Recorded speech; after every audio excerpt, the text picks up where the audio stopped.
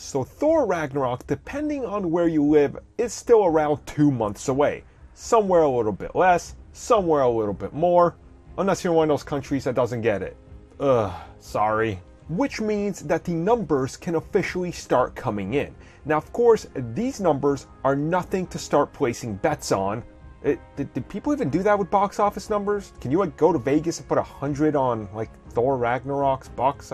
I don't know how this works. I don't know. Take it to the race tracks of the dogs or whatever the hell people do. Bet on the Thor dog, I guess. Anyway, you might want to bet of around $100 million or more opening weekend.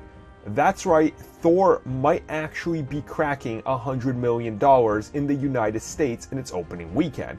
Now, of course, when you compare it to some of the other bigger movies, that's not a whole lot.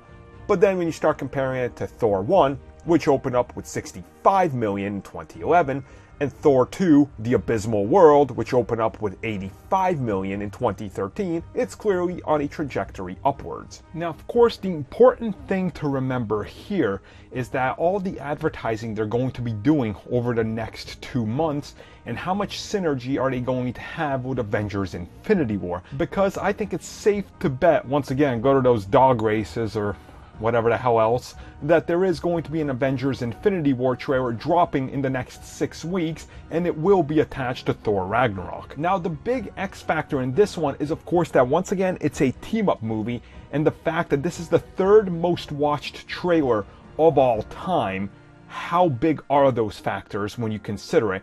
And I'm willing to bet they're probably very big. Hulk is a fan favorite, but we know that his movies just haven't been able to keep up with it. And if we start looking at some of the other factors, how different it looks, how unique it looks, getting a good Guardians vibe, you could probably safely assume that it's going to do around $100 million, and like they're expecting, $700 million in the theatrical run, but I'm willing to bet it's going to go a bit more. So things are coming up Thor House. And could he finally actually have a movie that makes people admit that their favorite character in the MCU is Thor? Probably. Man, did that last movie suck.